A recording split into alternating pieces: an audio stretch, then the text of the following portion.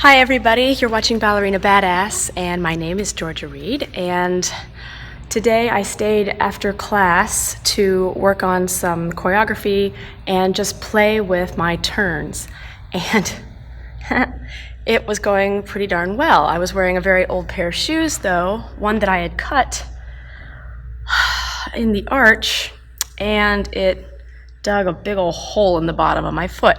Ooh, that might be bleeding. Is it?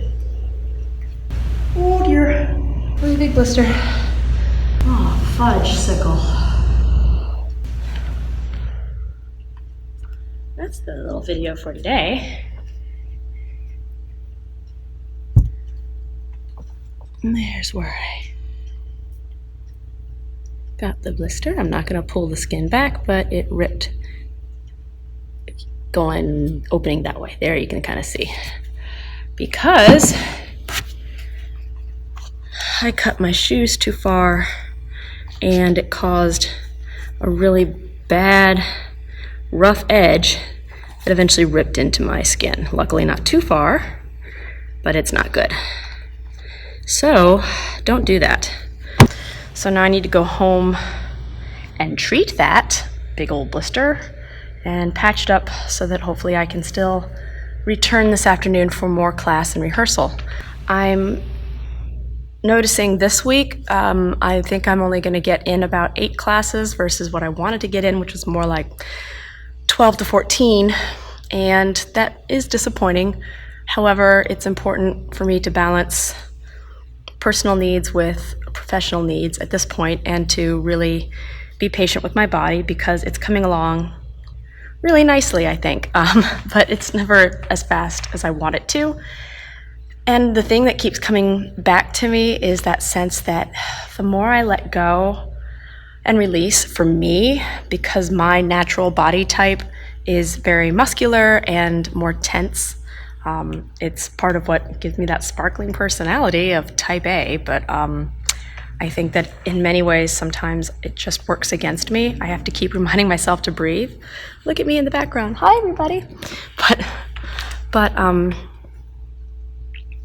I feel like my back is just needing a lot of work. So while this month I've been focusing on my obliques and my turnout, which I feel really good about, and that's continuing to get better. I've noticed that because of my focus on my obliques, I'm starting to feel when they are engaging and when they are not engaging at the bar. So it's like, if I can show you a little bit, just I'll notice if I'm at the bar, if this side starts to sink a little bit or crunch or sag or anything, and I can feel when everything kind of lifts up and engages. And especially when I go into a balance of any kind, I really can't do much of a balance unless those obliques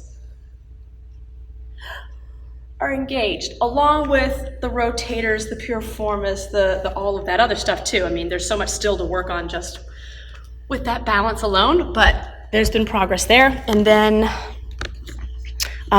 for my turnout, for my turnout, what's been good is that my frog is just coming more naturally. I never had a good frog as a kid. I'm that person who even still, look, it's so frustrating. When I sit in, just my foot. When I sit in the butterfly like this, like my knees, this is me, they want to be here, ta-da, like all the way up here. It's ridiculous. I feel like I should be more like a praying mantis or a freaking grasshopper or something awful, not pretty like the butterfly. But if I press down, but see my ankles are kind of, sickled. So keeping the ankles appropriate, is that appropriate? It's better, but my back isn't even straight yet. So okay, pulling the back up straight and holding. Oh, they still want to fly up. So then I engage my muscles, my rotation. That's better, but I mean literally if I let go, it's like, and never mind, trying to like open up so that you can do this thing where you put your head down. And I see girls, their heads are just going down to the floor, and these things are totally flat, and they're like, la la la, and they're just so loose. So loose. and open, and I'm like, I get so envious of them sometimes, you know, because I'm like, man, but right now I've gotten cold again, but the good thing is I feel like my frog in general is opening up, so that maybe not right now, but when I'm really warmed up, it goes down flat into a full froggy, not like it's not doing right now, unfortunately. But there is progress. I can see the progress. I can feel the progress, and I feel my turnout and rotation engaging better when I dance. And these little things are exciting to me. So that's the update for this week. However, what I think I'm going to be focusing on for July, out of what's been happening here for June, is back flexibility. I want to go, oh, back flexibility and turns. It's like, well, turns should be a focus every single day. Period, just like everything else. But back flexibility, I want to see if I can make some inroads there. And I've been looking at back flexibility exercises, and I want to do it safely. You know, I see like 12-year-olds doing these things, so like, just whack your back and just pull yourself into the needle and just keep on doing back bends and handstands and back stands and bridges and things, and it'll be great. And I'm like, I don't know if that's the safest way to go. Like, I want to do those exercises, but there needs to be more mindfulness for me, for my body, because I am not 12. I'm not? You're not 12, Georgia? I'm not 12. I don't miss it either. I'm trying to think if there's an age at all that I miss. Maybe when I was 5. I liked being 5. That was fun. You just play in the dirt all day. That's what I did in the backyard, and played with my dogs and cats. And yeah, so 5. Maybe I miss 5. Pretty much everything else though, yeah, it's good. But I'm going to be searching for back flexibility exercises that I can do where I can bring in imagery work and mindfulness and strengthening, so that when I do it, it's going to be the kind that will lead to lasting back flexibility, rather than, you know, either A, getting flexibility that doesn't last because it's like I whack it and force it, or B, I just break my back in half. I don't want that either, so we'll see what happens. But that's going to be for July.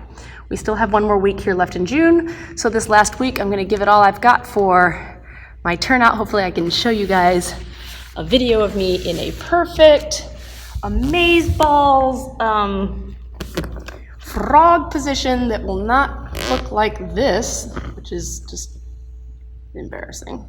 Oh God, I feel like a doggy doo-doo. No good. Believe it or not, though, this is still better than it used to be. It's ridiculous. I don't know if I'm going to put that on the video.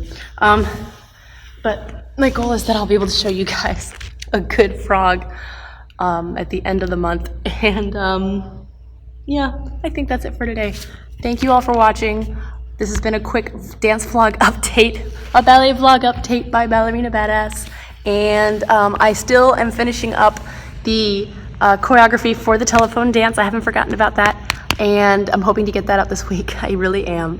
And also a really funny story that happened to me when I was at Boston Ballet Summer Dance Camp.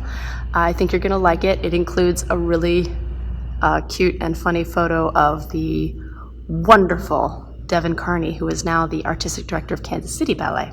So stay tuned for that. But in the meantime, never give up, never stop dancing. I love you all. Toi, toi, toi.